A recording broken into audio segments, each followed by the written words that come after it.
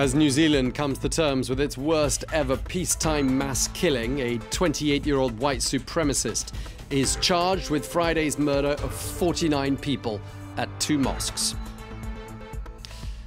Violence, lootings and arrests. This is the scene in central Paris on the Champs-Élysées, where Yellow Vest protesters are out for the 18th week in a row. We'll have the latest from the scene in just a moment. And the day after students across the globe call for action on climate change, people here in Paris are taking to the streets for this very same reason in what's dubbed the March of the Century. Welcome back to the France 24 newsroom in Paris. I'm Tom Burgess-Watson. Thank you very much for joining us. We begin in New Zealand, where a 28-year-old suspected white supremacist has today been charged with murder, following on from the killing of 49 people at 2 mosques in the city of Christchurch. Police have today been searching his home. He lived in a coastal area just to the south of the city of Christchurch. Well, after improvised explosive devices were found in the suspect's car, the area surrounding his home was sealed off as a precaution. Well, dozens more people were injured in Friday's mass shootings, which the New Zealand Prime Minister Jacinda Ardern has called a terrorist attack. Hospitals in the area are attending to the victims, of whom 11 are reported still to be in intensive care. France 24's Emerald Maxwell takes a closer look now at what might have motivated the assailant. Brenton Tarrant identified himself as a white supremacist in a rambling 74-page manifesto filled with conspiracy theories. Claiming to be out to avenge attacks perpetrated by Muslims, he documented his radicalization after traveling across Europe in 2017. It all began in France, says French newspaper Le Parisien of Tarrant's motives. The 28-year-old called his manifesto the Great Replacement, referring to a far-right theory by writer Renaud Camus that immigrants are replacing native people in France and elsewhere. Tarrant also praised Donald Trump as a symbol of renewed white identity, but the US president downplayed the role of white nationalism when asked if he thought it was a rising threat.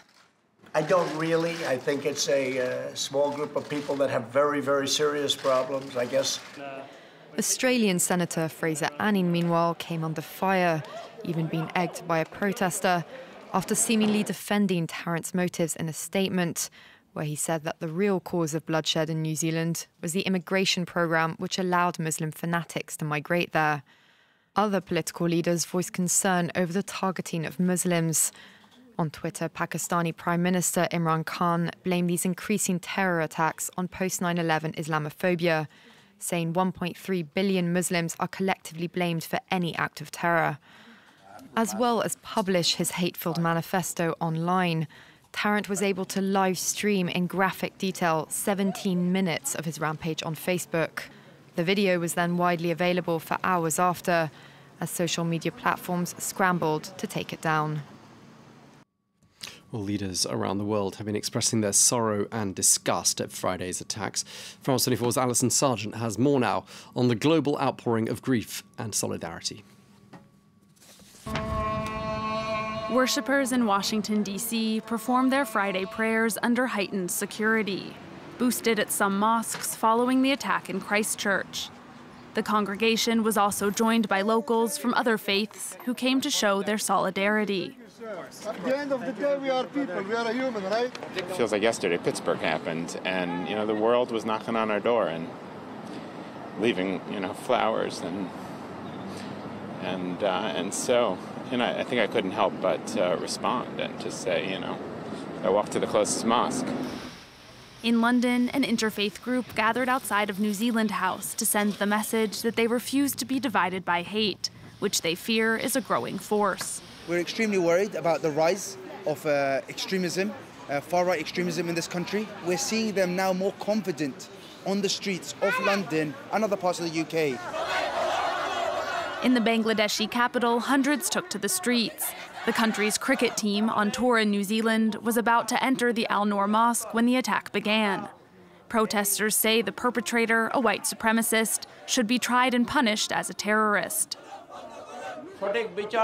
We demand justice for these brutal killings. We see sometimes those who kill Muslims are just declared mentally ill in order to save them from punishment. We don't want to see that again.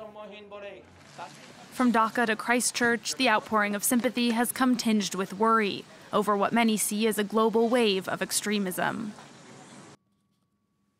Moving on now to some other world news. After weeks of declining numbers, yellow vest protesters are out on the streets across France again today for what is their 18th consecutive Saturday of anti-government demonstrations.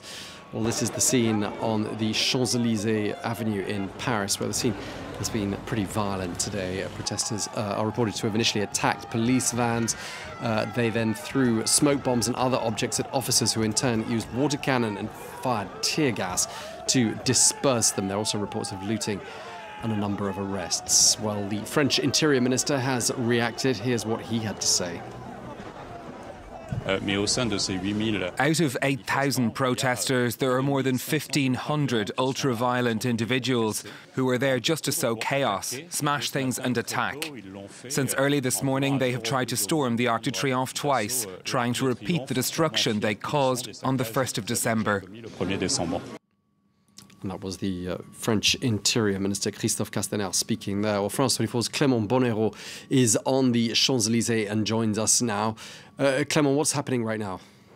Well, there is a lot of tension here on the Champs-Élysées. We actually had to walk away from the avenue a couple of minutes ago because police fired tear gas at protesters. There has been a lot of tension in the air. Everyone is very much on tenterhooks. There is a lot of people out onto the streets today, despite dwindling numbers in recent weeks, as you said. Some have been chanting anti-government slogans. Others walking up and down the Champs-Élysées carrying banners and signs. Police are also very much out in force. Some 5,000 officers are deployed across the French capital today, along with 6 armoured vehicles. Of course, the aim is to prevent any escalation of violence, and there were clashes and scuffles earlier this morning. Some shops have been vandalised. A hotel, a 5-star hotel, the Phuket, has also been vandalised. There is debris scattered all over the place, a lot of graffiti as well on the walls. We saw a banner earlier which very much caught our attention. It read, "Our job is to be a yellow vest, is to wear a yellow vest." The message from this banner is very, very clear. Protesters here don't want to give up. They want to continue the movement until their voices have been heard.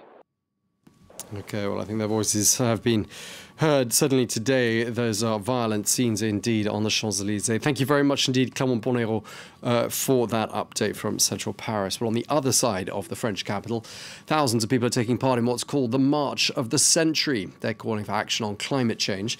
A number of international organisations like Oxfam and Greenpeace are backing that march. Well, France 24's environment editor, Mairead Dundas, is there in the central Paris square, Place de l'Opéra. Mairead, give us an update on what's happening with you. Well, the number of demonstrators has risen rapidly in just the last few minutes, this being the place of convergence between the multiple demonstrations happening across Paris. Many of the banners here now are related to the climate. They're denouncing a system that is destroying both humans and the planet, and they've responded to a call from 140 organisations, among them ATTAC, and here I have the spokesperson of ATTAC, Aurélie Trouvé, with me. Aurélie, we've seen a number of climate movements in the last weeks. What new message can you give today by being out here? Here, there are 2 big demonstrations are arriving. One is saying we want action now for the climate, and one another is arriving saying that we don't want violences from the cops and from the state against the demonstration and people who demonstrate. And also there are people saying we want social justice. And here we are here now to say that all these struggles don't divide ourselves. We are strong together for saying that social justice and climate action are really linked. So you won't have answer to the ecological crisis against or without social justice, and you won't have social justice without action again for the climate. Is there a risk that the message will be lost here? We know that there's some yellow vest protesters here. They have a different anti-government movement. Is the message getting mixed today with all these different demonstrations? I don't think so. We are able here to have a common point, a common march together. So all demonstrations are together because we agree on the same messages. We wrote the same messages in some newspapers saying we want the same thing. We want the same policy proposals. We want, for example, policies for having more public services of proximity and trade in proximity. We want such alternatives which don't divide and don't increase social inequalities and which answer to the climate justice. And we know that it's really possible. It's just a question of politics and policy voluntary. You can see a message here that everyone is united under the banner of social and climate justice. We'll be following the march as it leaves Opera on its way to Republic. All right, thanks for that update, Mireille Dundas, our environment editor, and I'm sure we'll be checking in with you again throughout the afternoon. Friday saw the largest demonstrations yet in Algeria, where for a fourth consecutive Friday, protesters took to the streets calling on President Abdelaziz Bouteflika to leave office. They seem to flatly reject the 82-year-old president's office of not running for a fifth term. His critics say that delaying next month's presidential poll will simply enable him to cling on to power for even longer. Although the protests have been largely peaceful these last few weeks, a total of 75 protesters were arrested on Friday and 11 policemen were injured. France 24's Alexander Ocott has this update. A sea of people maintaining pressure on Algeria's shadowy leadership. With national flags on their backs, their message is simple. It's time for Abdelaziz Bouteflika's two-decade rule to come to an end.